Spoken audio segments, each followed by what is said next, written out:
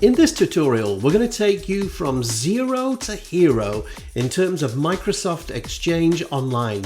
So if you're a beginner, you've come to the right place. Let's check it out.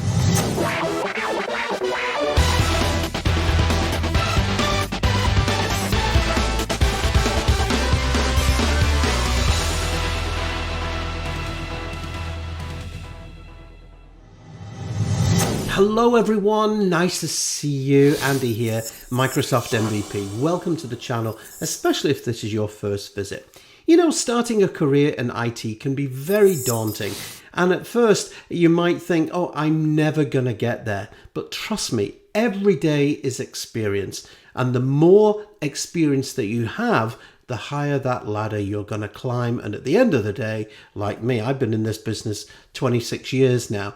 And 26 years, you think, wow, I've really learned a lot.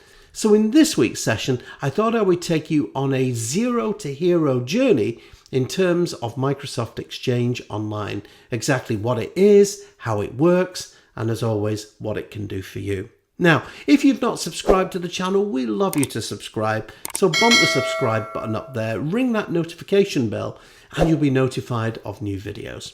And of course, if you like the video, I really do appreciate if you would bump that like button there, because it really does make a difference to my channel. All right, questions, comments, of course, as always, get them down below. So I think without any further ado, let's jump in, have a look at the demo, and I really hope that you enjoy. Thanks. Okay, so I'm kicking off this week's demo here in Microsoft 365, and I'm going to come over here into the Admin Center.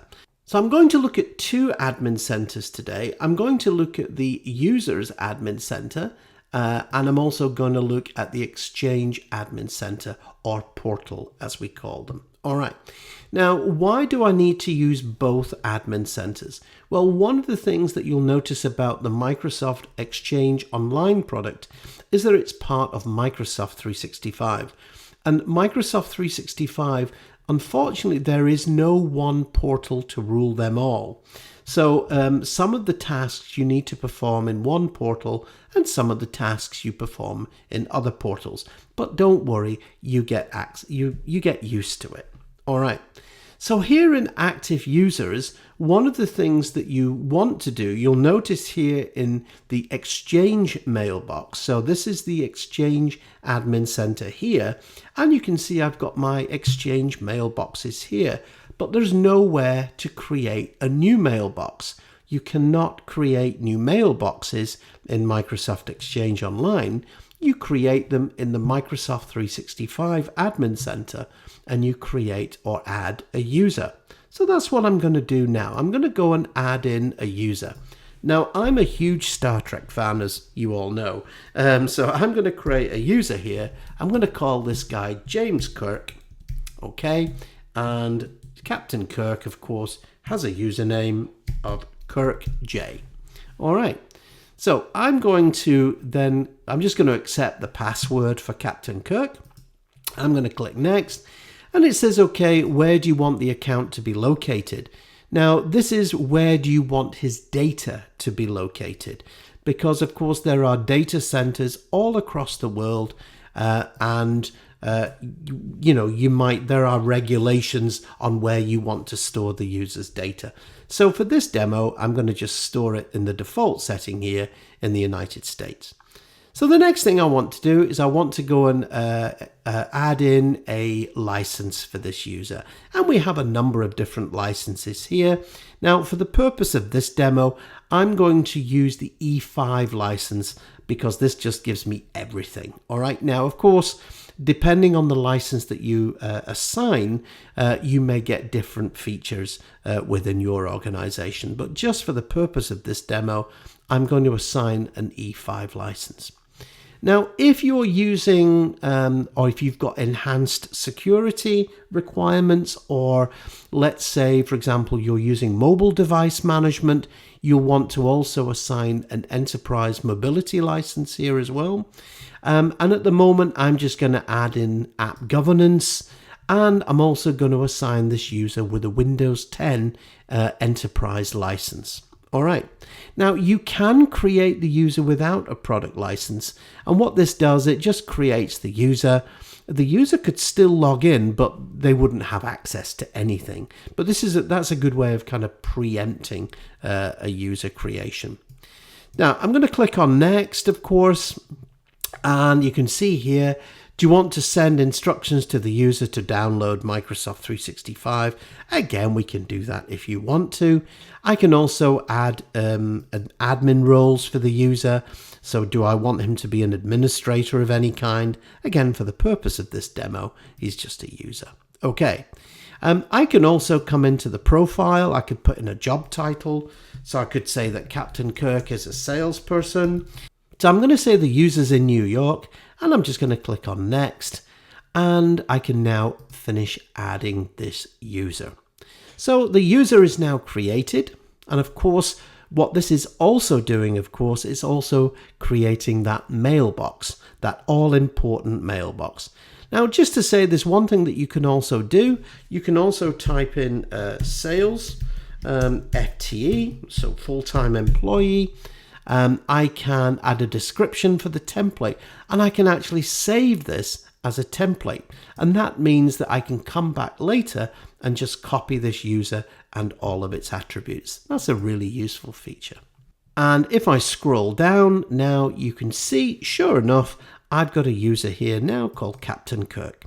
I'm just going to go into Captain Kirk's properties, and you'll notice that here I'm going to go into licenses and apps.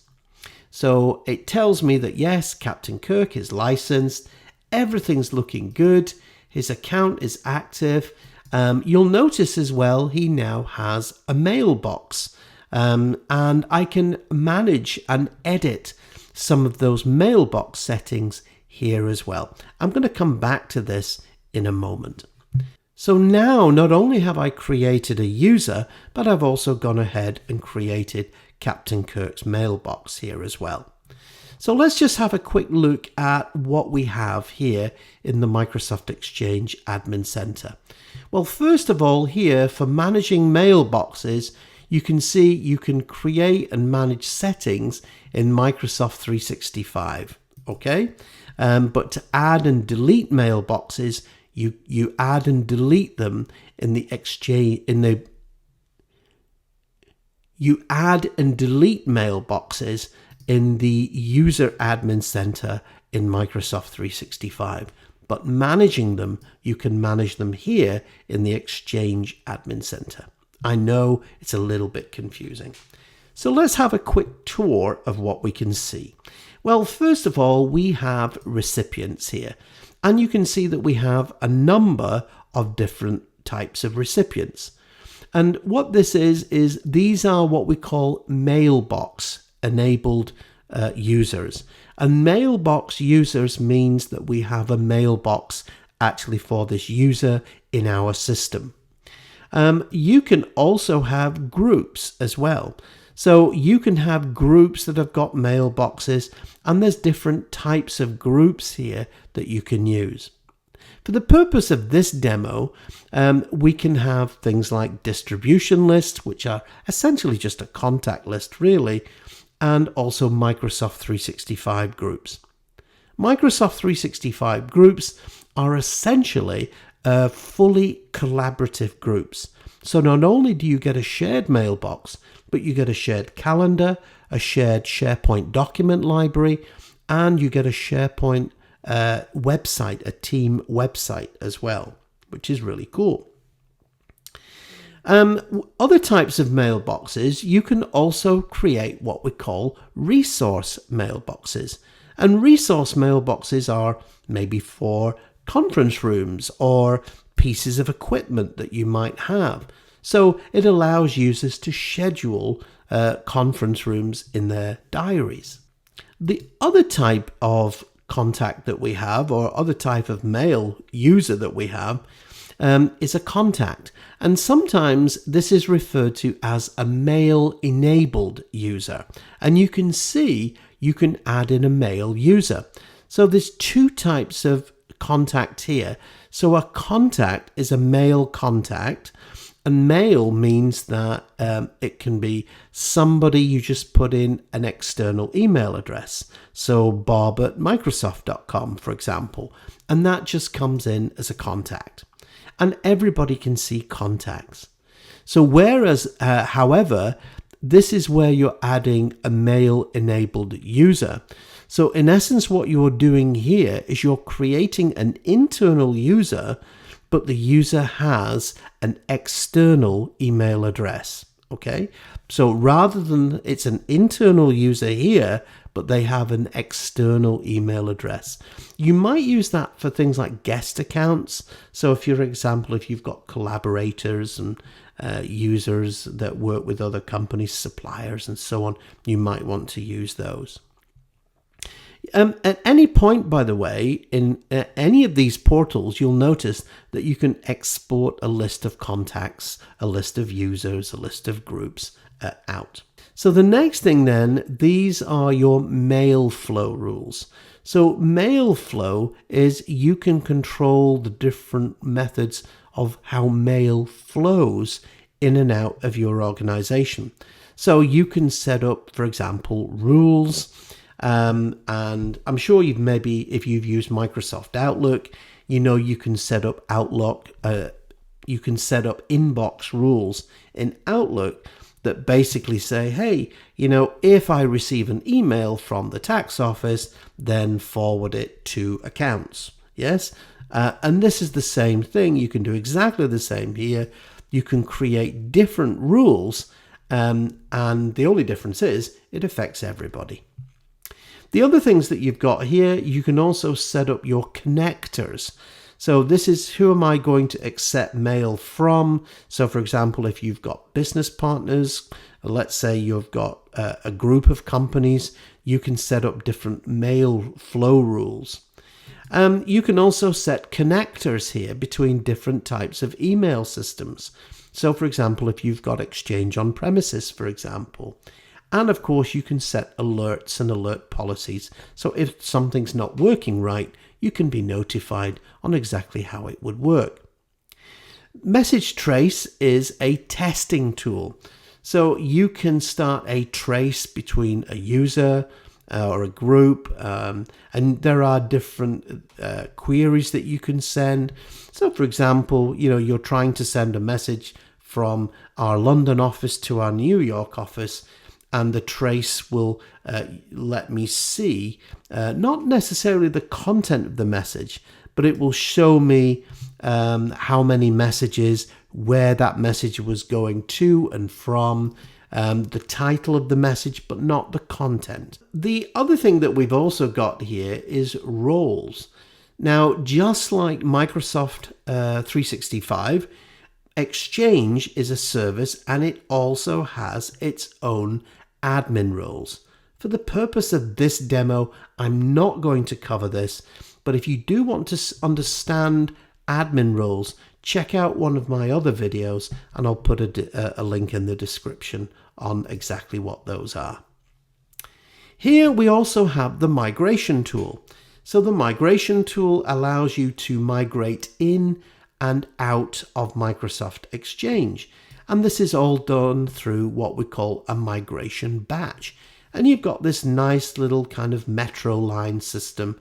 And you can basically choose, am I migrating in or migrating out of Exchange? And you can give the job a name. So I can just call this job 1. If I click next, I'll then be asked to determine what type of migration it's going to be. So for example, an IMAP migration. IMAP is just very, very basic mail migration.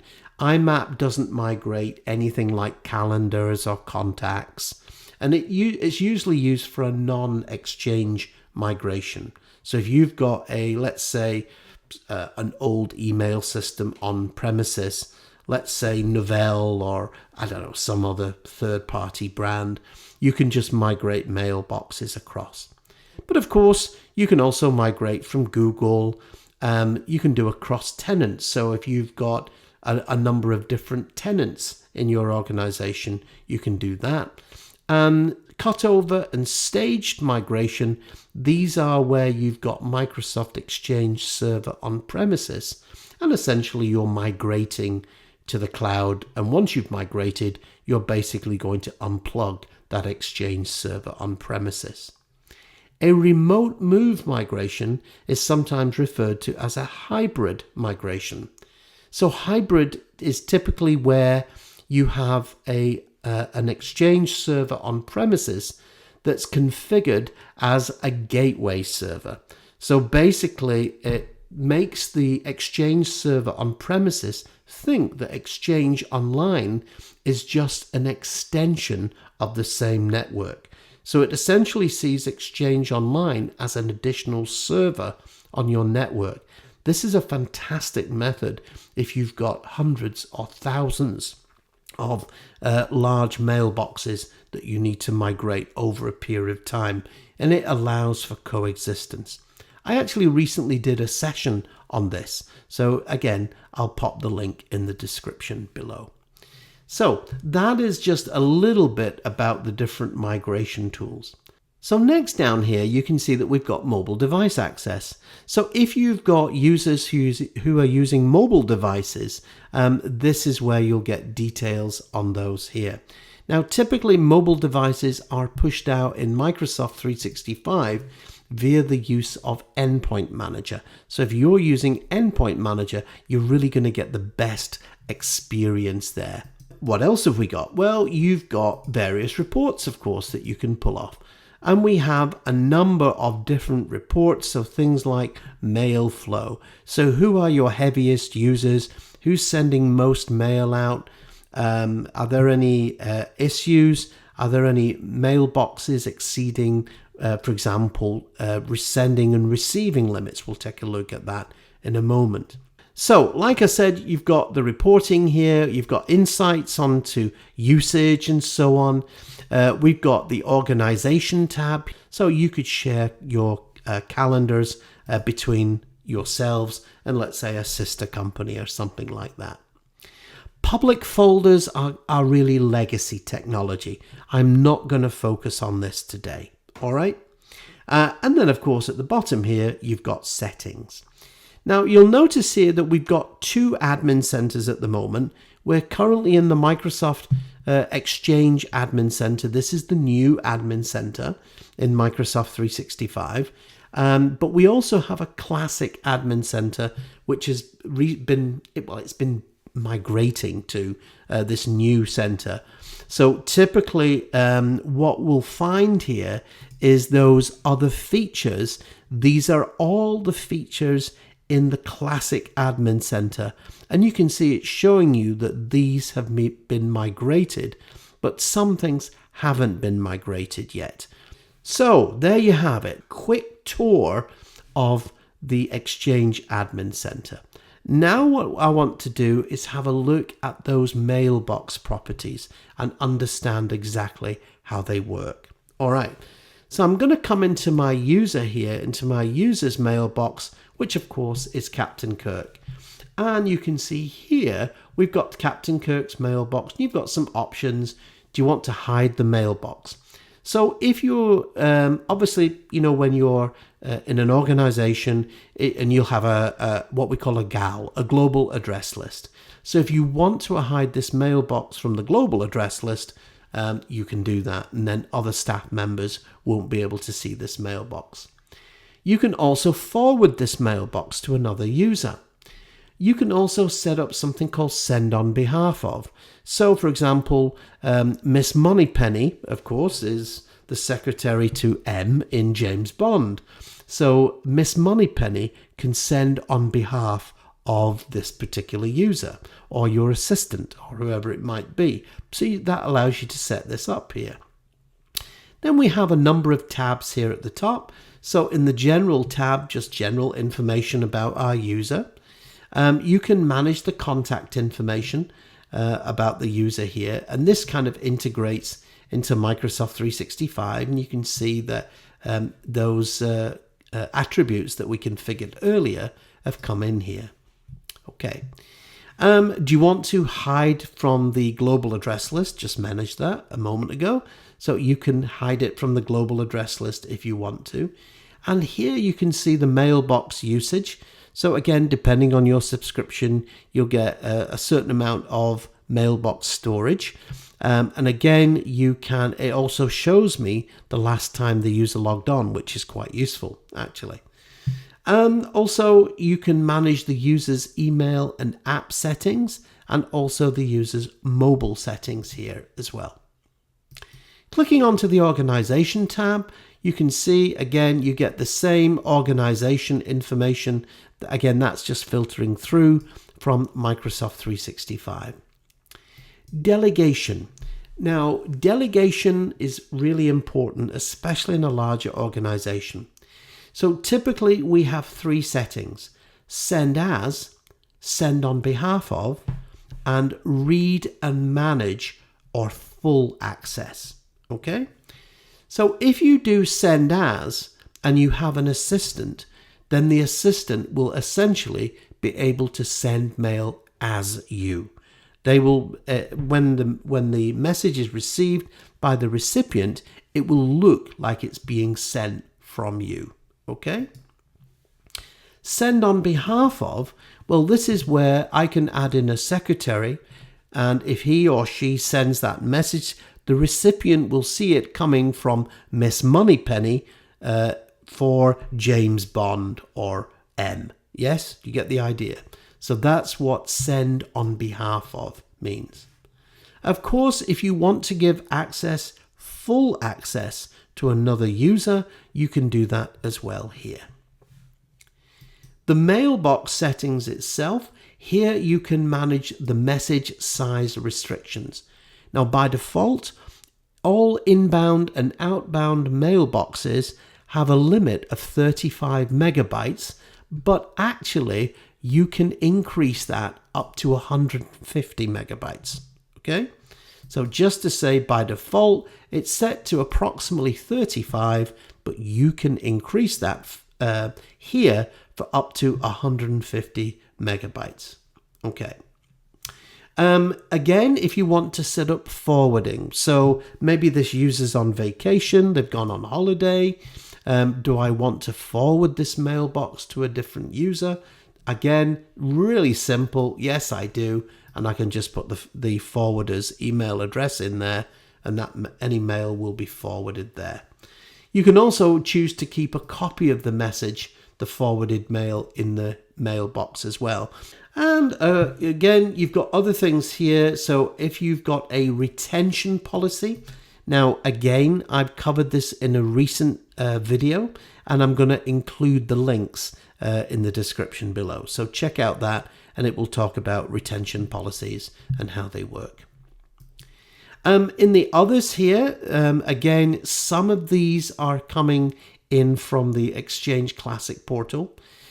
If you are using custom attributes, again, in this demo, you can see that there are basically Microsoft give you 15 custom attributes. So you can put in up to 15 additional attributes. So for example, if you in your company, you might have an extra attribute of car registration number or something like that that you can put in. Do you want to switch on automatic replies? One thing that you can also do, and again, you can also create these as well, is something called a shared mailbox. Again, I covered this in a recent video, so you can check this out. But this is quite useful. If the user decides to leave the company, you can convert it to a shared mailbox. So let's say that Captain Kirk was a salesperson, convert it to a shared mailbox, assign his co-workers, and they will have access to that content. All right. You can also set up a mailbox archive on this user as well. So an archive essentially sets up the not the recycle bin, but an archive in which the user can store anything that they don't want to delete, or maybe it's emails that they need to keep for a long period. So again, you can just switch that on here, But do remember that you need to have an appropriate license for that.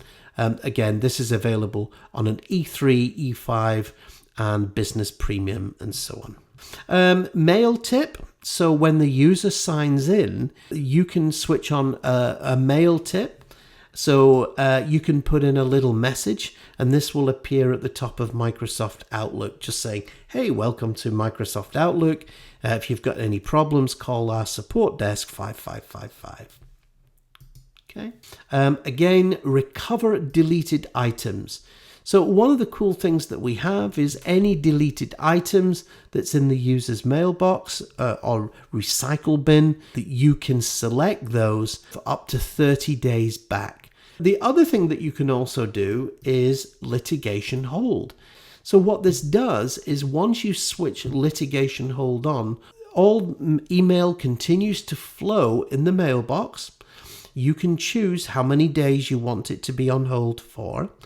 Mail continues to flow, but it just means that any mail in the user's recycle bin is never deleted. A super useful feature, not just for security reasons, but maybe for operational reasons as well. So there you have it. Those are the settings for the mailbox settings in Microsoft Exchange. Now, the other thing that I just want to go, I want to come back here into Microsoft 365, and I've come back into the user account. And you can see that here in the mail attribute here, again, you've got some of those same settings. Now, one very important thing I just want to mention is, let's say, for example, you've got a user who is going to leave the company and you want to delete this user. So what happens when you'll notice I'm deleting the user here in the Microsoft 365 Admin Center, by the way. All right.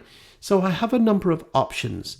So if this user is leaving the company, you can convert the mailbox to become a shared mailbox, or you can actually create a dedicated shared mailbox.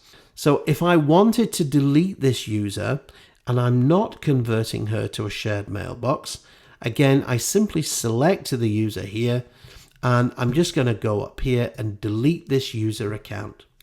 Now, when you delete a user account in 365, of course, they have got a OneDrive, they may have a mailbox, and so on. So here, it's asking you, hey, what do you want to do with that? So one of the cool features is you can give another user, once the mailbox has been deleted or you've deleted the account, another user will have access to that mailbox for up to 30 days. And this is super useful, by the way. Let's say it was a salesperson, you wanted to keep some of that mail so the user could move that mail across. So that's super useful. Likewise, you can give access to another user's email. So again, you can give that email or the OneDrive. It's really, really useful. All right.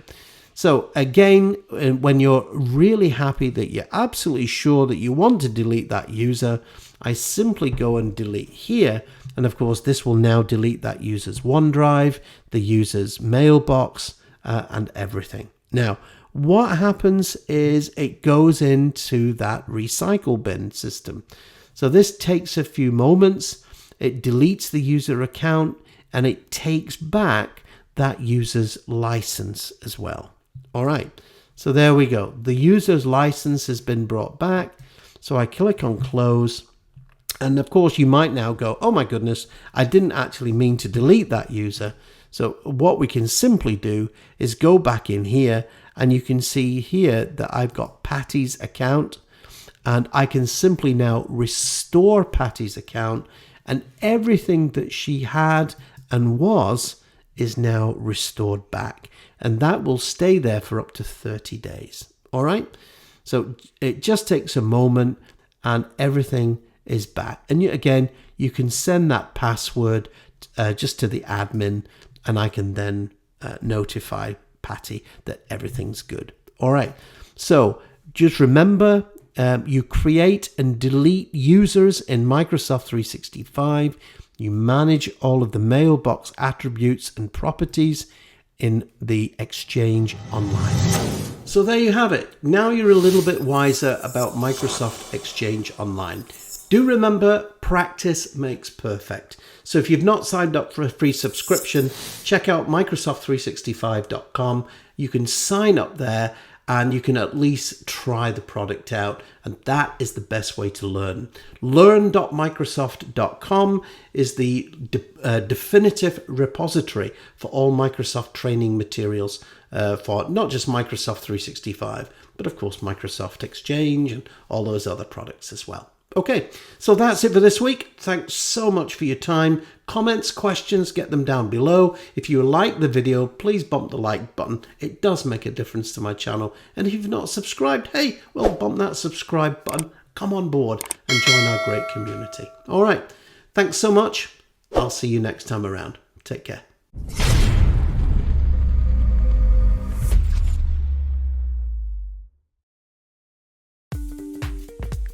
Hey, thanks so much for dropping by today. Here's a couple of videos that you may enjoy, and while you're here, go ahead, click on the subscribe button and you won't miss out.